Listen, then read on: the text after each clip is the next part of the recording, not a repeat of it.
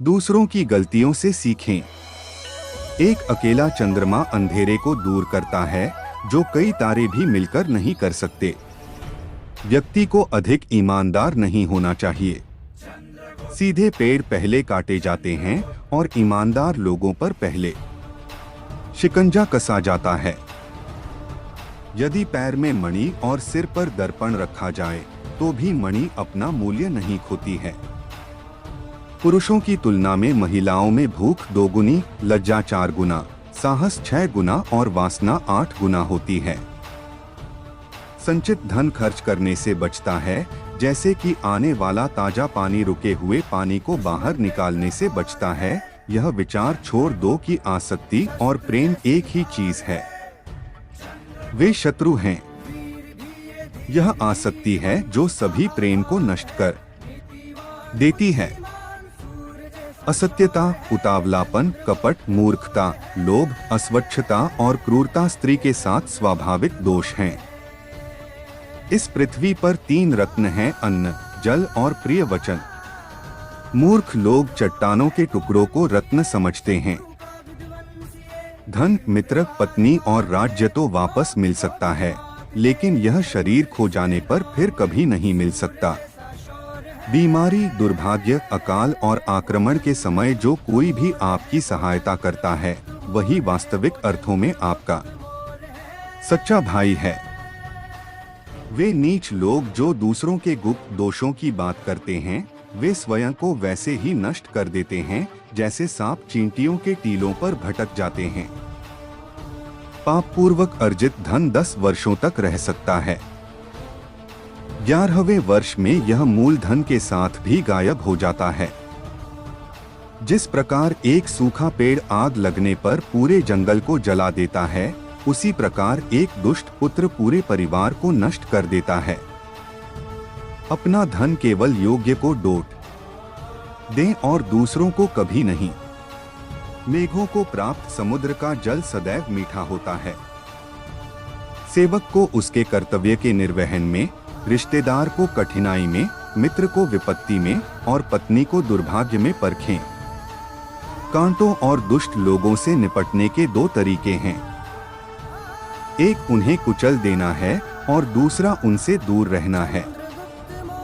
बुद्धिमान पुरुषों को हमेशा अपने पुत्रों को विभिन्न नैतिक तरीकों से पालना चाहिए, क्योंकि जिन बच्चों को नीति शास्त्र का ज्ञान होता है और अच्छे व्यवहार वाले होते हैं, वे अपने परिवार के लिए एक गौरव बन जाते हैं। हर पहाड़ में माणिक नहीं होता, न ही हर हाथी के सिर में मोती होता है, न तो साधु हर जगह पाए जाते हैं, न ही हर जंगल में चंदन के पेड़। भगवान लकड़ी या पत्थर या मिट्टी की मूर्तियों में नहीं रहते हैं। उनका वास हमारी भावनाओं में, हमारे विचारों में है। इस भावना से ही हम इन मूर्तियों में ईश्वर को डोट विद्यमान मानते हैं। वह जो भविष्य के लिए तैयार है और जो किसी भी स्थिति से चतुराई से निपटता है, वह दोनों खुश हैं। लेकिन भाग्यवादी व्यक्ति जो पूरी तरह से भाग्य पर निर्भर करता है, बर्बाद हो जाता है। कठिन समय में धन की रक्षा करनी चाहिए, धन की बलि देकर पत्नी की रक्षा करनी चाहिए, लेकिन पत्नी और धन की बलि देकर भी अपनी आत्मा को अवश्य बचाना चाहिए। हर मित्रता के पीछे कोई न कोई स्वार्थ होता है। बिना स्वार्थ के दोस्ती नहीं होती। यह एक कड़वा सच है। उस व्यक्ति से दूर रहें जो आपके सामने मीठी बातें करता है, लेकिन आपके पीठ पीछे आपको बर्बाद करने की कोशिश करता है, क्योंकि वह जहर से भरे घड़े के समान है जिसके ऊपर दूध होता है। अपमानित होकर जीवन की रक्षा करने से अच्छा है मर जाना। जीवन की हानि केवल एक पल का दर्द देती है, लेकिन किसी के जीवन के हर दिन अपमान होता है।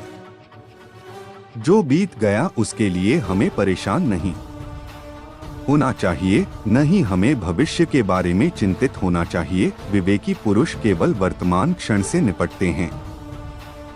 सांप के दांत में, मक्खी के मुंह में और बिच्छू के डंक में जहर होता है, परंतु दुष्ट मनुष्य इससे अतृप्त है। एक अशिक्षित व्यक्ति का जीवन कुत्ते की पूंछ की तरह बेकार है, जो न तो उसके पिछले सिरे को ढकती है और न ही कीड़ों के काटने से बचाती है।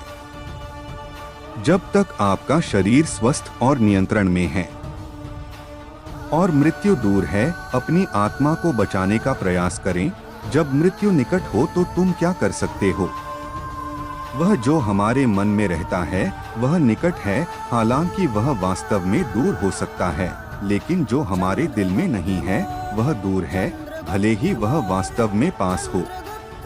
नैतिक उत्कृष्टता व्यक्तिगत सुंदरता के लिए एक आभूषण है। किसी व्यक्ति की उत्पत्ति का अनुमान उसके व्यवहार से, उसके मूल स्थान का उसके स्वर से और उसके भोजन के सेवन का अनुमान उसके पेट के आकार से लगाया जा सकता है। पृथ्वी सत्य की शक्ति द्वारा समर्थित है। यह सत्य की शक्ति है जो सूर्य को चमकाती है और हवा चलती है। वास्तव में सभी चीजें सत्य पर टिकी हुई हैं। अपने व्यवहार में बहुत ईमानदार न हो, क्योंकि जंगल में जाकर आप देखेंगे कि सीधे पेड़ कट जाते हैं और टेढ़े खड़े रह जाते हैं। हमें सदैव वही बोलना चाहिए जो उस व्यक्ति को प्रसन्न करे जिससे हम कृपा की अपेक्षा रखते हैं। जैसे शिकारी जब हिरण को मारने की इच्छा करता है तो वह मधुर गीत गाता है। एक विद्वान व्यक्ति लोगों द्वारा सम्मानित किया जाता है। एक विद्वान व्यक्ति अपनी विद्या के लिए हर जगह सम्मान पाता है। वास्तव में विद्या का सर्वत्र आदर होता है। हमारे द्वारा कही गई बातें सत्य हैं और आपको अच्छी लगी तो इस चैनल प्रतापगढ़िया सबसे बढ़िया सब्सक्राइब करें, बेल आइकन को जरूर दबाएं। राधे राधे।